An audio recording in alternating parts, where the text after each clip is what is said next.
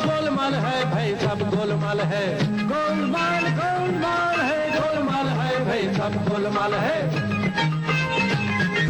વડોદરા જિલ્લા પંચાયતમાં ડાયરીનું ડીડવાણું અનેક ભેદભરમથી ભરપૂર હોવાની ચોંકાવનારી હકીકતો તીસરી આંખને જાણવા મળી છે।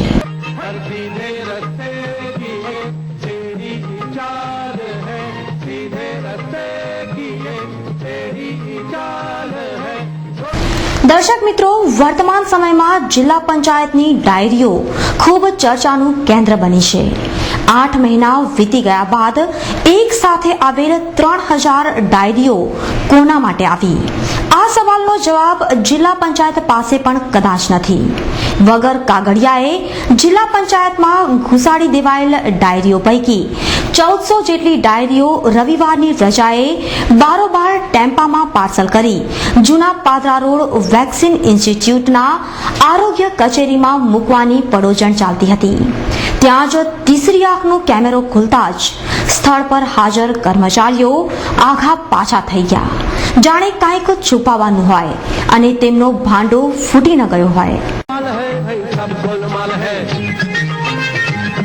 हर सीधे रस्ते की एक टेढ़ी चाल है, सीधे रस्ते की एक टेढ़ी चाल है। गोलमाल है भाई सब गोलमाल है, गोलमाल गोलमाल गोलमाल है सब गोलमाल है।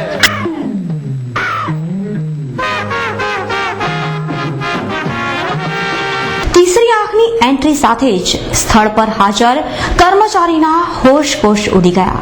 જોકે તીસરી આંખની ટીમને આ કર્મચારી મહાશયે આ ડાયરીઓ આરોગ્ય કર્મચારીને આપવાની વાત કહી હતી। તીસરી આંખે ડાયરીઓના ભેદભરમની ભાળ મેળવવા પ્રયાસ કરતા વધુ એક ચોંકાવનારી માહિતી બહાર આવી।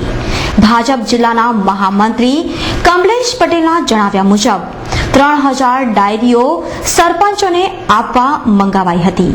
ખેર, કર્મચારી અને મહામંત્રીની દલીલોમાં વિરોધાભાસ જોવા મળ્યો। કોણ સાચું બોલે છે ને કોણ ખોટું? જોકે ડાયરીઓના આ ભેદભરમ પાછળ ચોક્કસ કંઈક રંધાયું છે। કાગળિયા વગર આવેલી ડાયરી પાછળનું તથ્ય છુપાવવાનો પ્રયાસ કેમ થઈ રહ્યો છે? अज अंदर क्या है, अज बाहर क्या है, अंदर क्या है बाहर क्या है, ये सब कुछ पहचान। શું ડાયરીઓમાં કમિશનનો કોઈ ખેલ તો નથી ને?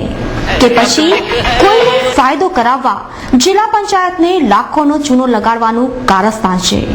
જે કાંઈ હોય, પણ ડાયરીના ડીડવાણામાં ઉઠેલા ભેદભરમો અનેક સવાલો ઊભા કરે છે અને આ સવાલોના જવાબો કદાચ શાસક અને વહીવટી તંત્ર પાસે છે। વધી રહેલા ભ્રષ્ટાચાર સામે અવાજ બુલંદ કરતા ભાજપ યુવા મોરચા દ્વારા આયોજિત સંસદ ઘેરાવ કાર્યક્રમમાં હાજરી આપવા આજે વડોદરાથી 100 થી વધુ યુવા કાર્યકરો દિલ્હી જવા રવાના થયા હતા। વડોદરા શહેર યુવા ભાજપમાંથી લગભગ 100 જેટલા કાર્યકરો જમ્મુ તાવી ટ્રેન મારફતે ગતરોજ સવારે દિલ્હી પહોંચશે, જ્યાં યુવા ભાજપના કાર્યક્રમમાં જોડાઈ ભ્રષ્ટાચાર વિરુદ્ધ હલ્લો બોલશે। જેતલપુર ફ્લાયઓવર બ્રિજની કામગીરી પૂર્ણ થઈ ગઈ હોવા છતાં કાર્યરત નહીં કરાતા યુથ કોંગ્રેસ દ્વારા સૂત્રોચ્ચાર સાથે બ્રિજ શરૂ કરવા સત્તાધીશો પાસે માંગ કરી હતી। શહેરમાં ટ્રાફિક સમસ્યાનું નિરાકરણ લાવવા પાલિકા દ્વારા તૈયાર થઈ રહેલ ફ્લાયઓવર બ્રિજ પૈકી જેતલપુર ફ્લાયઓવર બ્રિજ તૈયાર થઈ ગયો હોવા છતાં સત્તાધીશો બ્રિજને ખુલ્લો નહીં મૂકતા યુથ કોંગ્રેસ ઉપપ્રમુખ ઋત્વિક જોશી, પૂર્વ કાઉન્સિલર છાયાબેન શુંભે સહિત સ્થાનિક રહીશોએ પોસ્ટર બેનરના દેખાવા સાથે બ્રિજ પર સૂત્રોચ્ચાર કરી ભાજપા સત્તાધીશો સામે આક્ષેપોનો મારો ચલાવી બ્રિજને વાહન વ્યવહાર માટે ખુલ્લો કરવા માંગ કરી હતી। સંસ્થા વસાહત ખાતે કાર્યરત the government servant cooperative credit સોસાયટીની યોજાયેલ વ્યવસ્થાપક મંડળની ચૂંટણીમાં પ્રગતિ પેનલે પુનઃ મેદાન મારી પોતાનો દબદબો કાયમ રાખ્યો હતો।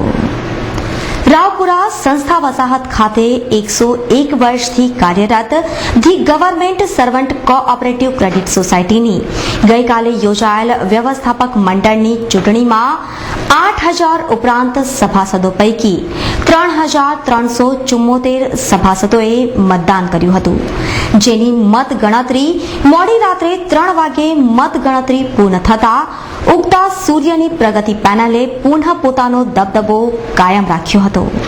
પાદરાના નવાપુરા વિસ્તારમાં પિતા પુત્રીની 2 પેઢી પર એલસીબી પોલીસે છાપો મારી મોટી રકમનો અખાદ્ય ગોળનો જથ્થો ઝડપી પાડ્યો હતો. પાદરાના ડભાસા ભાગોળ પાસે લકુલેશ નગર સોસાયટીમાં રહેતા અને ધંધો કરતા વિશાળ સુખડિયાના 3 ગોડાઉનમાં એલસીબી પોલીસે છાપો મારી દારૂ ગાળવામાં વપરાતો અખાદ્ય ગોળનો જંગી જથ્થો ઝડપી પાડ્યો હતો. પોલીસના છાપાની જાણ સ્થાનિકોને થતા લોકટોળા ઉમટી પડ્યા હતા. Just dance fame Irfan Shaikh આજે વતન વડોદરા આવ્યા બાદ આજે કોલેજ કેમ્પસમાં પ્રચાર કર્યો હતો. વડોદરા શહેરના નવાયાર્ડ વિસ્તારમાં સામાન્ય પરિવારમાં રહેતો ઇરફાન શેખ MS યુનિવર્સિટીના FY BComમાં અભ્યાસ કરે છે. ડાન્સમાં નિપુણતા મેળવી સ્ટાર ટીવી પર પ્રસારિત રિયાલિટી શો જસ્ટ ડાન્સમાં સ્થાન મેળવ્યું હતું. ઇરફાન શેખે દેશભરમાં વડોદરાનું ગૌરવ વધાર્યું હતું. દરમિયાન કોલેજ કેમ્પસમાં જીપમાં ફરી પોતાને વધુને વધુ વોટ મળે તે માટે પ્રચાર કર્યો હતો.